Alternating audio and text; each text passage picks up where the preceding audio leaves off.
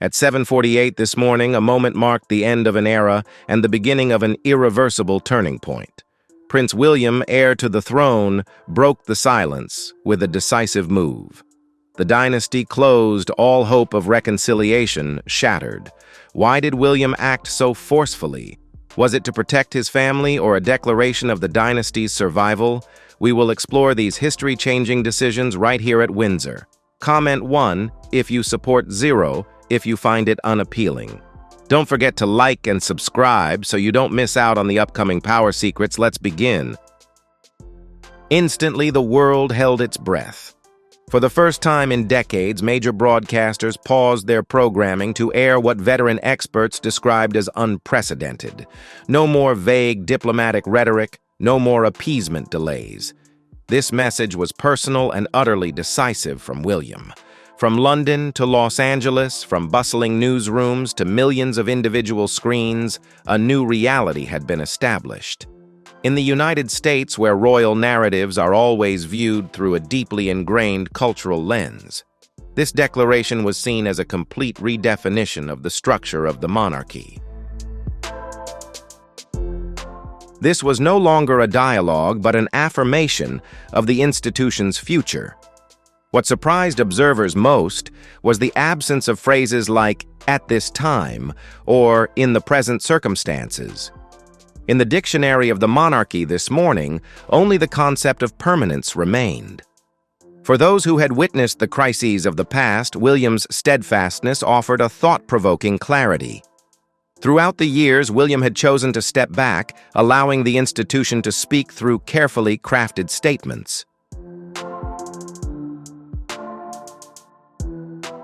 But today he personally signed the final chapter of a long-running controversy. This act was not merely an official announcement. It was a declaration by a future monarch of unity and the protection of the institution's core values. What prompted a man known for his meticulous planning like William to take this extraordinary step? The answer lies not in a single event, but in the accumulation of subtle shifts throughout the autumn of 2024. When diplomacy is no longer sufficient to maintain balance, and when spiritual values are put to the test beyond their limits, decisiveness becomes the only tool to protect stability. This is not an impulsive reaction, but the result of a profound process of reflection on responsibility and legacy. The door has been locked, and the key has been handed over to history. It is the culmination of a silent observation process when the limits of tolerance have finally been reached. Throughout the latter part of the year, an unusual pattern began to emerge, making Catherine unable to remain silent any longer. Whenever a significant initiative is launched or a community mission is launched, opposing streams of information immediately emerge. These articles don't come from transparent sources, but are hidden behind vague concepts like insider voices or anonymous observers. However, the timing of their release paints a picture of calculated intervention rather than random news. In a private conversation, Catherine pointed out the existence of an invisible hand pulling the strings behind these upheavals. This was no longer a natural flow of media, but a strategic campaign to obscure her devoted efforts. Witnessing his wife's devotion being undermined by deliberate manipulation, a new resolve formed within William. Meanwhile, King Charles was also facing his own challenges. He realized that the monarchy's valuable resources were being disproportionately wasted dealing with misinformation from distant sources. Legal experts and security teams had to work continuously to assess the risks from inflammatory content in the digital space. Meanwhile, the monarch himself was prioritizing his recovery, which demanded tranquility rather than relentless pressure. He felt caught between family affection and the responsibility of protecting the stability of the institution. Hope for harmony was real, but systemic paralysis was unacceptable. The real turning point came from a secret national security meeting. Authorities identified an organized pattern of activity targeting Catherine. These information campaigns transcended the boundaries of ordinary criticism to become a real threat to the credibility of the monarchy in the digital age. William received the report in a highly secure setting. Each page revealed a harsh truth about the origins of these psychological attacks. A significant proportion of the negative activities were confirmed to be linked to extremist groups from the opposition, turning William's suspicions into an alarming reality. The challenge extended beyond national borders. Delicate but serious questions began to emerge from major international partners. Strategic allies in Washington and Ottawa began expressing concern about the stability of the monarchy. They needed assurance that the symbol of the monarchy was strong enough to continue its role as a reliable diplomatic partner. This news came as a major shock to William. Understanding that the future of the monarchy rested on trust and global consistency, he knew that silence was no longer an option. His statement was not an immediate reaction, but a necessary act of self-defense to protect the institution's legacy from the storm. The upheavals involving members of the monarchy abroad were no longer mere entertainment news. They had now become a factor undermining the nation's soft power on the international stage. Princess Anne, with her practical and insightful vision, delivered a crucial wake-up call to William. She asserted that no one can protect everyone. At a certain point, a leader must choose between a constantly destabilizing individual and an institution serving millions. As winter descended upon London, William found himself caught in a maze of undeniable evidence. Psychological attacks on his family, the declining health of the monarch, and diplomatic risks threatened the nation's standing. The time for hope had ended, giving way to an era of permanent divisions. The first fundamental decision came from Princess Anne during a private meeting at Windsor. In the quiet space of knowledge and history, she did not resort to conciliatory words. She stressed that this institution required formal written and legal boundaries, not vague promises or expectations. Anne argued that without absolute clarity, all future interactions would turn into endless negotiations. Every silence would be interpreted as weakness, and every action would be dissected to search for hidden intentions.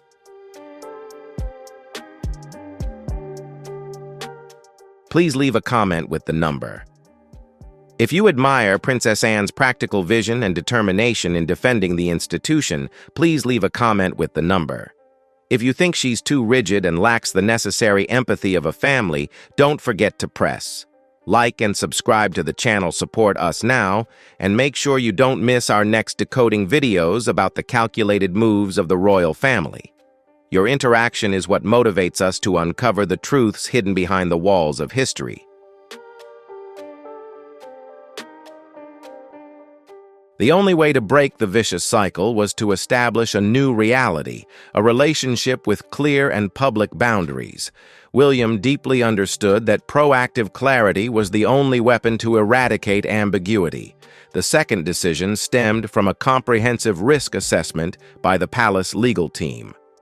The results of this investigation were truly alarming. If the ambiguity continued, the monarchy would face dangerous constitutional and security vulnerabilities. Experts warned of legal risks from unofficial statements and conflicts of commercial interest, damaging the institution's reputation. The longer the ambiguity persists, the greater the vulnerability of the institution. William understood that maintaining hope for reconciliation in a lack of transparency was essentially a far riskier gamble than a definitive split. The final, crucial element came from high-level diplomatic reports. International partners needed firm confidence that the monarchy was a symbol of stability and centralization. Prolonged internal turmoil had begun to erode the confidence of public opinion leaders and policymakers in allied nations. The issue has transcended the realm of a family conflict to become a major foreign policy concern. The government needs a decisive solution to maintain national prestige. William realizes that if he cannot manage stability within his own home, global partners will question his ability to shoulder greater responsibilities in the future. All these pressures have converged, leading to the historic declaration at 7:48 this morning, a drastic action to protect the future of the monarchy. When personal turmoil transforms into complex political problems, silence is no longer a safe haven. The final and most instinctive decision doesn't come from dry reports, but from William's heart. Throughout the final months of the year, he witnessed Catherine facing the storms of public opinion with a proud serenity. He saw his father shouldering the unresolved family rifts and saw the children growing up under the scrutinizing gaze of the outside world. At that threshold, William realized a harsh truth. The responsibility of protecting the peace of his wife and children had to take precedence over any fragile hopes of reconciliation. In a moment of quiet reflection, he admitted to Catherine that he could not repair what was broken and that continuing to try would only further hurt those he was obligated to protect. A historic declaration is never built on a blank slate. It is the convergence of four powerful forces. Princess Anne provided a sharp strategic framework. The legal team established a solid textual foundation. The Foreign Office affirmed the necessity of international standing. And finally, it was William himself who infused it with an unwavering personal resolve. As December approached, the question was no longer whether to act, but how to execute the most decisive separation. On the evening of December 1st, a small strategic council convened in his private study at Windsor. Though the fire still burned in the fireplace, the winter chill seemed to seep through the cracks in the doors, weighing down the space like a tangible entity. William arrived first, carrying a draft he had meticulously crafted over 48 hours. Every phrase had to carry the precise weight he intended, for it would shape his entire reign. King Charles entered, bearing the appearance of someone burdened by immense sorrow. In his eyes, one could see the pain of a father witnessing the irreparable breakdown of blood ties. Following him was Princess Anne, who firmly believed that an institution could only survive if it protected itself from constant upheaval. Emotions, however intense, should not paralyze the actions necessary to maintain stability. Catherine's arrival changed the atmosphere in the room. Although she rarely participated in strategic meetings, William needed her presence this time. She understood perfectly well that every decision tonight would directly affect the very lifeblood of their family. William began with a straightforward and decisive manner. He asserted that this was the final decision, with no room for reconsideration, no turning back as emotions cooled.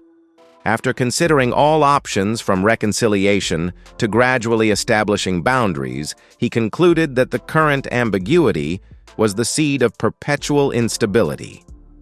As the draft was passed around and silence fell, Catherine spoke in a soft but powerful voice filled with compassion.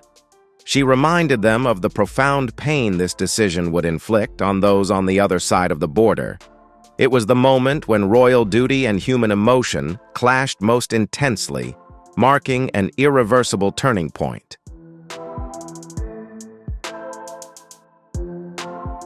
William confronted the harsh reality head-on.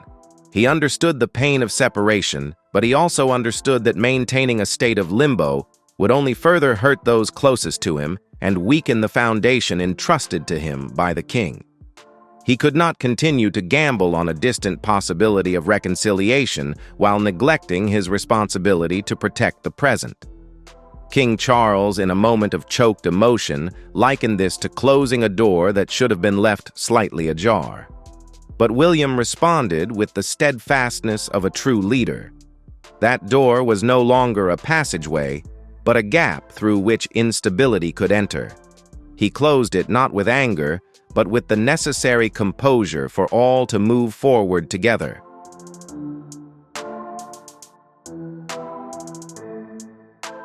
Princess Anne reminded us of a harsh truth: an institution cannot be led by vague hopes of mending emotional wounds. William was putting his education into practice, prioritizing organizational stability over personal feelings, even if it meant leaving silent scars. Catherine, with her keen insight and empathy, affirmed that the language of this statement was entirely transparent. It contained no aggression. It simply established a new reality. When King Charles concluded the meeting with his trust in his son's judgment, the burden of history seemed to have been transferred. The communiqué will be released at 7:48 a.m. tomorrow, ending any lingering doubts. Precisely at 7:48 a.m. on December 2nd, the official statement was released from Kensington Palace, permanently sealing all avenues of return. In California, amidst the dim twilight, the message arrived like a silent shockwave. It was not the language of bureaucracy, but a direct verdict from an older brother. Silence enveloped the space as this reality was revealed. An insurmountable line had been drawn, a decisive judgment whose intensity no one could have foreseen. Meanwhile, in London, the monarchy's media and legal apparatus operated with absolute efficiency to handle the waves of public opinion from the very first hour.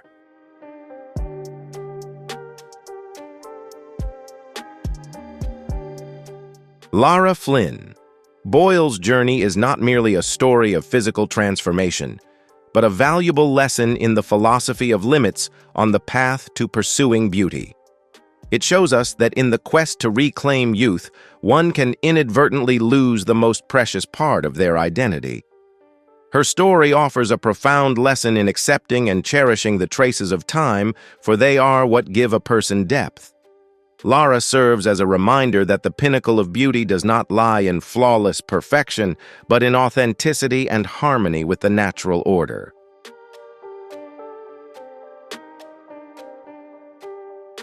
Once a dazzling icon of intelligence and allure in working girl Melanie Griffith entered the world of fame, carrying all the expectations of the public. Yet behind her high-profile marriages and the scrutinizing gaze of Hollywood, an invisible fear of fading began to grow. To maintain her position among other leading ladies and famous husbands, she inadvertently entered a relentless race with beauty-preserving methods. Decades of continuous interventions gradually built an artificial. This was no longer a pause or a lingering sulk. It was an end. By midday, the silence from the palace had become the final answer. The matter was officially closed. The future of the woman across the ocean would now unfold entirely separate from the orbit of the monarchy. William, having made the most difficult decision of his leadership career, had charted a new course for decades to come. As the winter light faded over London, a new reality began to envelop Meghan Markle's life. The illusion of a tomorrow where time could heal the cracks had completely vanished. William had not merely closed a door, he had declared that path no longer existed.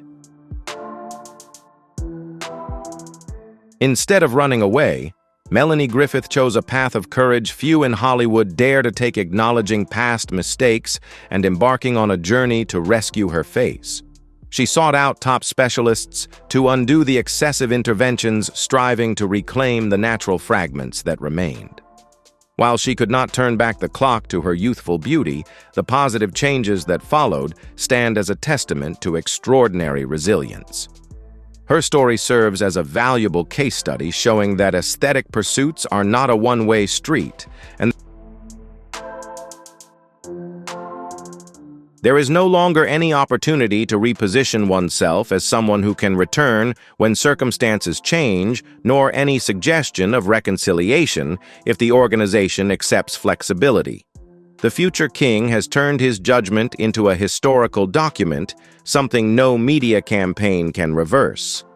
This is a conflict between modern individual vision and immutable traditional structures. When an individual refuses to compromise and an institution does not collapse, a definitive separation is inevitable. Looking back at the whole affair, we realize that sometimes the kindest thing to do is not to cling to false hope, but to accept reality. Instead of a fulfilling outcome as promised by glowing advertisements, she inadvertently became a victim of techniques lacking the necessary empathy and medical expertise. A harsh intervention on her facial structure caused the once-admired architectural beauty to collapse, leaving irreversible marks on her skin and natural features. By 2026, reflecting on Elsa's journey, one cannot help but be stunned by the extreme contrast. Though she still lives in wealth and prestige, her face has become a mask of sorrow where the flexible expression, the quiet pain of a woman unable to recognize herself in the mirror, is a modern tragedy where material wealth cannot compensate for the loss of personal identity. Elsa Patton's story is not merely a celebrity headline, it is a powerful educational lesson on the limits of aesthetic intervention. It reminds us that behind every promised miracle lie risks capable of permanently stripping a person of confidence and happiness. Elsa courageously shared her suffering as a warning to the world: cherish the harmony of nature and remain mindful of the temptations of art. With the door permanently sealed, a new, mysterious chapter officially opens. Is this verdict a necessary liberation, or merely the beginning of new storms? The ultimate truth always lies in the hidden corners that history has yet to uncover. Will this decisive action truly bring peace to the dynasty? Share your thoughts in the comments below, so we can unravel the mystery together. Don't forget to like and subscribe to the channel to avoid missing more shocking cases and hidden truths. Thank you for joining us.